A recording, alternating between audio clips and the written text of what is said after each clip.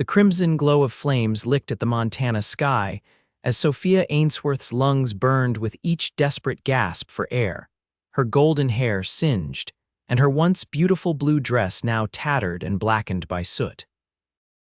It was 1878, and the life she had carefully built over the past 3 years was disappearing before her eyes. The fire had started in the dry goods store next to her small dressmaking shop. By the time she'd smelled smoke, half of Main Street was ablaze. Sophia had barely managed to escape the inferno that consumed her business and home above it, stumbling into the dusty street as burning debris rained down around her. Her knees buckled as she collapsed into the dirt road, the chaos of shouting men and frightened horses becoming distant as the world started to fade around her. The smoke had filled her lungs, each breath more painful than the last. As consciousness began to slip away, she felt strong arms lifting her and something heavy and warm being wrapped around her trembling body. "Stay with me, miss," a deep voice commanded as Sophia felt herself being carried away from the heat. Her watering eyes caught the briefest glimpse of a strong jawline, concerned gray eyes, and the wide brim of a worn cowboy hat before darkness claimed her. When Sophia awoke, it was to the gentle crackling of a campfire and the soft murmur of voices. She tried to sit up but found her body betrayed her, weakness keeping her pinned to what felt like a bedroll spread on hard ground. "Easy there," said the same deep voice she remembered from before. "You've been through quite an ordeal." Sophia turned her head to find a man kneeling beside her, concern etched on his weathered face. He was tall and broad-shouldered, with dark hair that curled slightly at the nape of his neck where it escaped his hat. His eyes, she now saw clearly, were the color of storm clouds. "Where am I?" She managed, her throat raw and painful, about 3 miles outside of town. "Name's Dillon Zachary." He offered a tin cup of water. "Everyone calls me Zach." Sophia struggled to sit up and Dillon Zach gently helped her, his calloused hand warm against her back. She realized she was wrapped in a heavy leather duster coat that smelled of horses, tobacco, and something uniquely masculine. "Sophia Ainsworth," she replied after taking a careful sip. "Thank you for saving me. Couldn't leave you there," he said simply. "Town's still burning. Sheriff's got men working to stop it," but he didn't need to finish. They both knew what that meant for her shop and home. "Everything I own," Sophia whispered, tears welling in her eyes. Zach shifted uncomfortably. "You're alive, Miss Ainsworth, that's what matters." A man approached from the shadows beyond the fire, older, with a silver-streaked beard and kind eyes. "She awake, then? Good, I was starting to worry." "This is Doc Mercer," Zach explained. "He was in town for supplies when the fire broke out." "Your lungs took quite a beating, young lady," the doctor said, kneeling to check her pulse. "But you're stronger than you look. You'll recover with rest." "I have nowhere to go," Sophia said, the reality of her situation hitting her like a physical blow. 3 years of saving every penny, of working from dawn until well past dusk to establish herself as the finest dressmaker in Timber Creek, all gone in minutes. "My ranch is about a day's ride from here," Zach said after a moment's hesitation. "There's a cabin where the foreman used to stay. It's empty now. You're welcome to it until you get back on your feet." Sophia stared at him, trying to make sense of such generosity from a stranger. "I couldn't impose, it's no imposition," he cut in. "Can't leave you here and town won't be rebuilt overnight." "Zach's one of the good ones," Doc Mercer added with an approving nod. "His offer's the best you'll get tonight." Sophia's independent nature warred with her practical understanding of her circumstances. She had no family closer than Boston family she'd left behind when she'd come west to escape a marriage her father had arranged to a man 30 years her senior. "I can work," she finally said. "I'm not looking for charity." Something like respect flashed in Zach's eyes.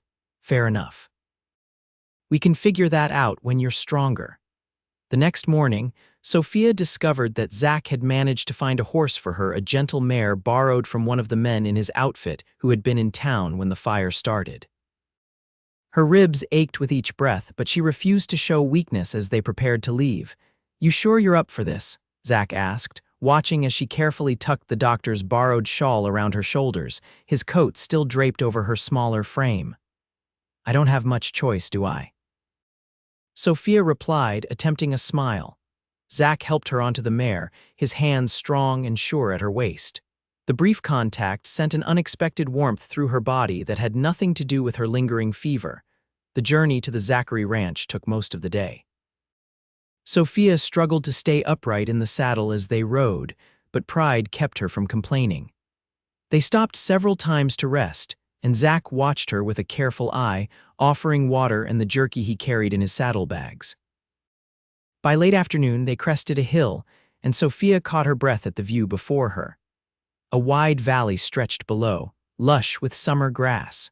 A river cut through it like a silver ribbon, and nestled near its bank stood a large ranch house built of sturdy logs with a stone chimney.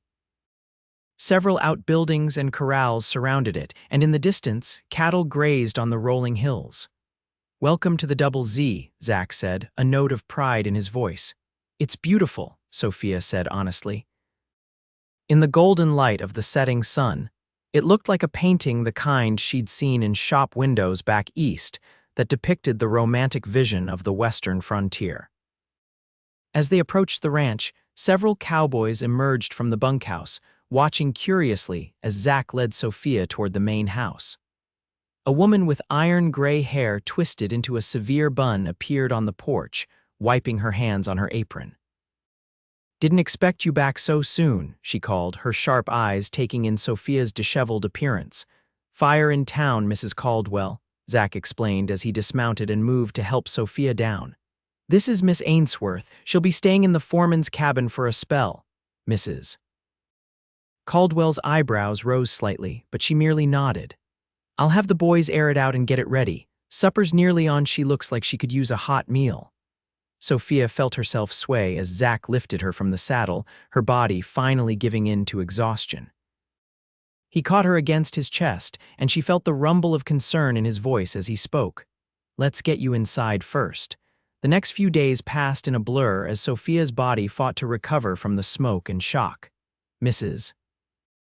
Caldwell, who Sophia learned was the ranch's housekeeper and cook, tended to her with brisk efficiency, bringing broth and herbal teas that soothed her raw throat.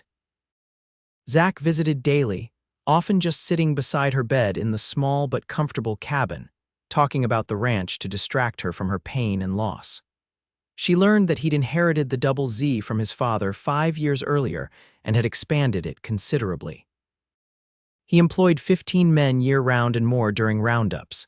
He spoke with passion about his plans for breeding stronger stock and expanding his grazing lands. On the 4th day, Sophia insisted on getting up. She was tired of feeling helpless, and being idle had always made her restless. Despite Mrs. Caldwell's protests, she dressed in the simple calico gown the housekeeper had loaned her and made her way to the main house. She found Zach on the porch, going over ledgers with a bespectacled man she hadn't met. "Miss Ainsworth," Zach said, standing quickly, surprise and concern evident in his expression. "Should you be up?" "I'm much better," she assured him, though the walk from the cabin had tired her more than she wanted to admit. "And I need to discuss how I can earn my keep here." The man with the ledger excused himself with a nod, leaving them alone. "You don't need to worry about that yet," Zach said, guiding her to a chair. "Your health comes first." "I've never been one to sit idle, Mr. Zachary," Sophia said firmly. "I'm a skilled seamstress, as I mentioned. I can help Mrs. Caldwell with household duties. I can cook, clean, we have enough hands for that," Zach interrupted. "But," he hesitated, then gestured toward the bunkhouse. "The men's clothes are in terrible shape. Mrs. Caldwell does what she can, but she's got enough on her plate." "If you're determined to work, maybe you could start there," relief flooded Sophia. Here was something she could do, something she was good at. "I'd need supplies, thread, needles, fabric for patching." "I'll send someone to the next town over," Zach promised. "Carson City's about half a day's ride." They weren't affected by the fire. For the first time since the night of the fire, Sophia felt a glimmer of hope. She wasn't destitute, not completely. She had her skills, and for now she had shelter. "Thank you," she said softly, "for everything." Something shifted in Zach's gaze, a warmth that made Sophia's heart beat a little faster. "You're welcome, Miss Ainsworth." "Sophia," she corrected him. "Please?" "Sophia," he repeated, and her name sounded different in his deep voice, almost like a caress. Over the next 2 weeks, Sophia settled into life at the Double Z. She set up a small work area on the porch of her cabin, mending shirts, patching trousers, and even crafting new items when needed. The cowboys, initially shy around her, soon began bringing her their torn clothes with sheepish smiles, often lingering to chat. Zach watched these interactions from a distance, a strange tightness in his chest when he saw her laughing with his men. He told himself it was merely concern for her well-being, but deep down, he knew it was something more complicated. One evening, as Sophia sat on her porch, Zach approached with a bundle wrapped in brown paper. "Ryder brought this from Carson City," he said, setting it beside her. Sophia unwrapped the package to find several yards of fine cotton, silk thread, and even some delicate lace. Her eyes widened as she looked up at him. "This is far more than I need for mending, Mr. Zachary." He shifted his weight, suddenly looking boyish despite his imposing height. "Thought you might want to make something for yourself, and I thought I told you to call me Zach." Sophia ran her fingers over the soft fabric, emotion welling in her throat. It was the first new material she'd touched since losing her shop, and the gesture touched her deeply. "This is very thoughtful, Zach," he cleared his throat. "Figured you might be tired of wearing Mrs. Caldwell's hand-me-downs. They've been a blessing," she said honestly. "But yes, I would love to make something of my own." Zach hesitated, then said, "There's a social in Carson City next Saturday. Thought you might like to go, get away from the ranch for a spell." Sophia looked up, surprised by the invitation. "A social, dance mostly, some food, town does it every month." He shrugged as if it were of little importance, but something in his manner suggested otherwise. "I'd like that," Sophia said, a smile spreading across her face. "Very much." The week passed quickly as Sophia worked on a new dress for the social. She chose the soft blue cotton that reminded her of the eastern sky at dawn, trimming it with the cream-colored lace around the collar and cuffs. It was simpler than the fashionable dresses she'd once created for the ladies of Timber Creek, but she took pride in each careful stitch. When Saturday arrived, she felt nervous in a way she hadn't experienced in years. Mrs. Caldwell helped her style her hair, twisting the golden strands into an elegant knot at the nape of her neck, with a few tendrils left loose to frame her face. "He won't know what hit him," the older woman said with a knowing smile. "I don't know what you mean," Sophia protested weakly, but the heat in her cheeks betrayed her. Zach was waiting by the buggy, dressed in what was clearly his best outfit, a dark coat over a crisp white shirt, his usual dusty work clothes nowhere to be seen. He'd trimmed his beard and combed his hair, and when he saw Sophia approaching, he removed his hat, revealing the full effect of those gray eyes that had begun to haunt her dreams.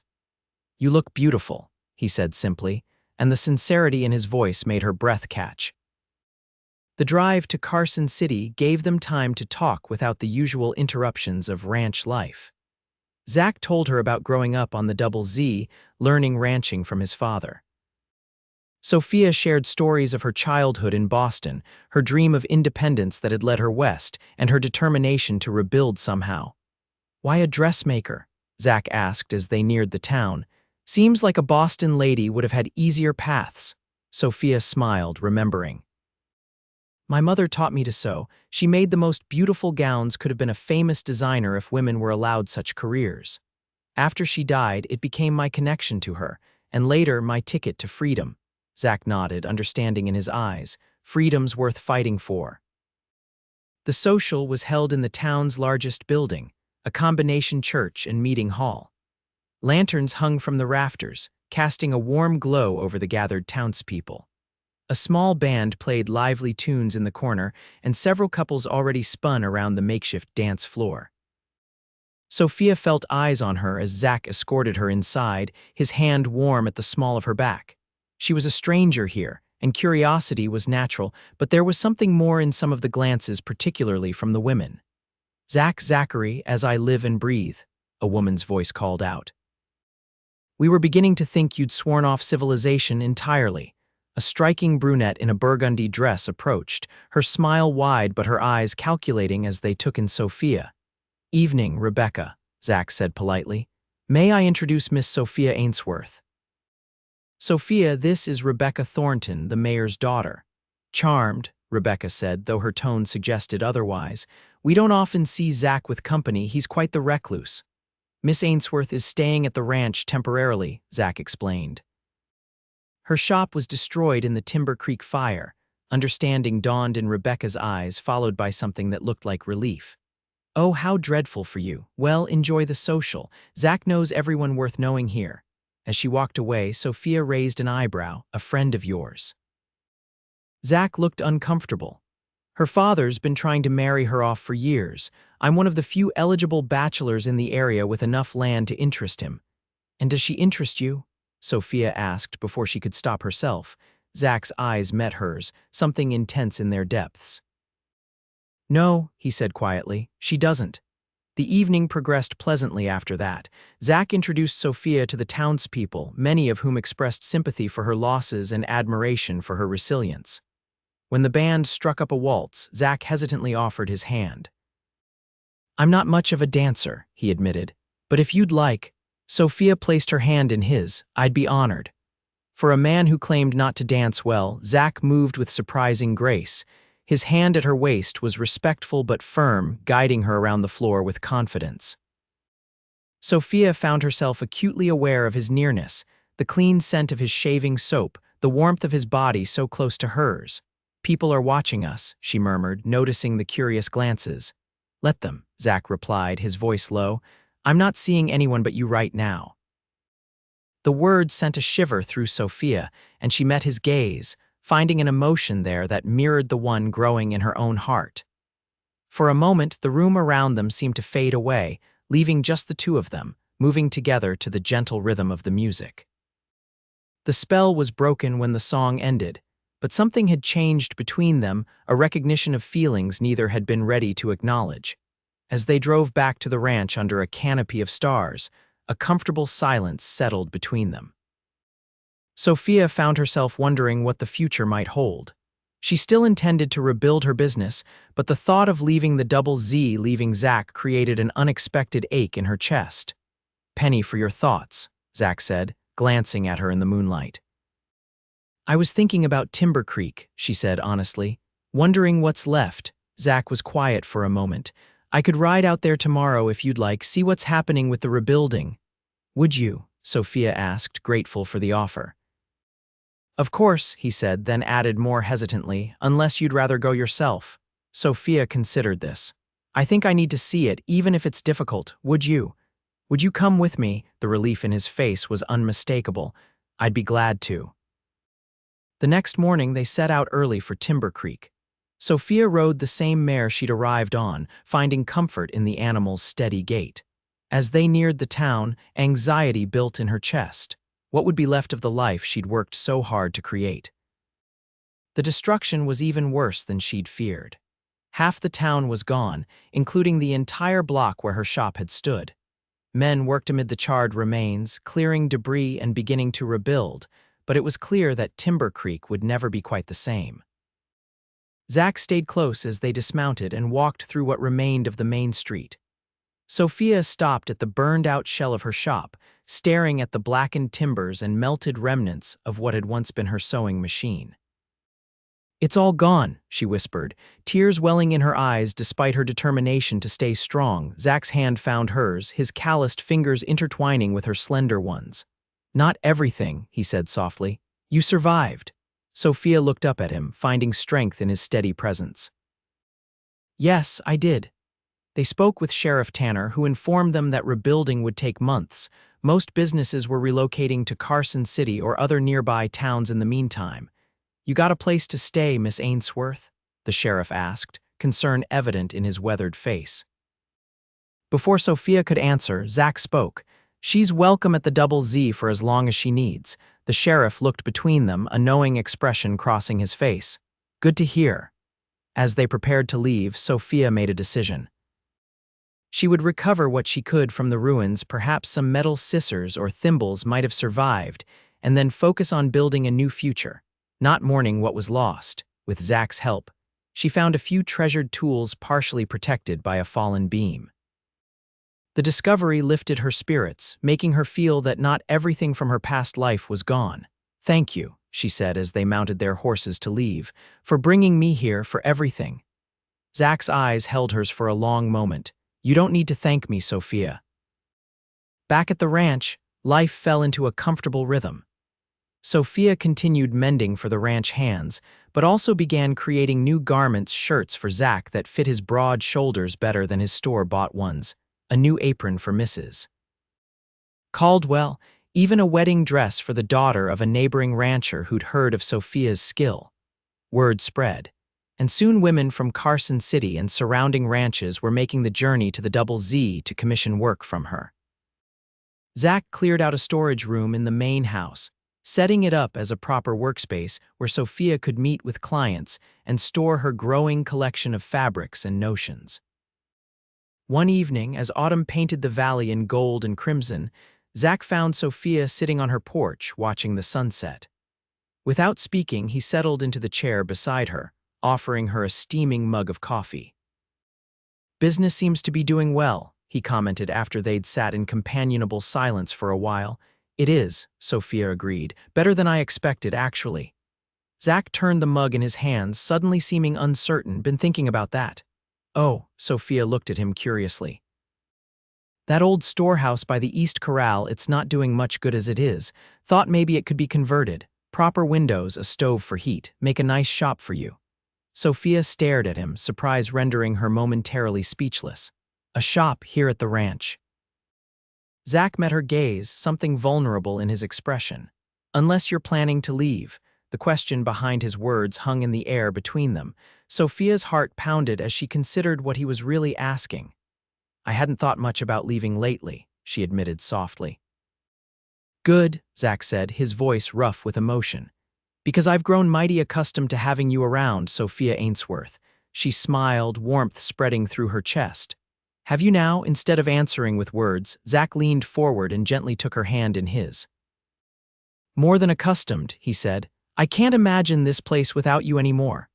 "Zach," Sophia whispered, her breath catching as he moved closer. "I'm not good with fancy words," he said, his eyes never leaving hers. "But I know what I feel. That night when I found you in the street, barely breathing, something changed for me. Covering you with my coat, carrying you to safety, it felt right, like I'd been waiting to find you without knowing it." Tears pricked at Sophia's eyes as the sincerity in his voice washed over her. "I felt it too," she confessed. "Even then, barely conscious, I felt safe with you." Zach's hand moved to cup her cheek, his touch gentle despite the strength she knew those hands possessed. "I'm asking you to stay, Sophia, not as my seamstress, not as a guest, but as—" He paused, gathering courage. "As my wife, if you'll have me." Sophia's heart seemed to stop, then race ahead, joy surging through her veins. The answer came without hesitation, as natural as breathing. "Yes," she said. "Yes, I'll stay." His smile was brilliant in the fading light before he leaned forward to press his lips to hers. The kiss was tender at first, then deepened as months of growing feelings found expression. Sophia's arms wound around his neck as she returned the kiss with equal fervor, feeling as though she'd finally found her way home. When they finally parted, both breathless, Zach rested his forehead against hers. "I love you, Sophia. Have since you sat up in that sicked and demanded to earn your keep." She laughed softly, joy bubbling up inside her. "I love you too, even when you were being stubborn about letting me work." "Reckon we're both stubborn," he said with a grin. "Might make for an interesting marriage." "The best kind," she agreed, pulling him back for another kiss. They were married that December, in the ranch house decorated with evergreen boughs and red ribbons. Sophia wore a cream-colored gown she'd made herself, with pearl buttons Zach had ordered all the way from San Francisco as a surprise.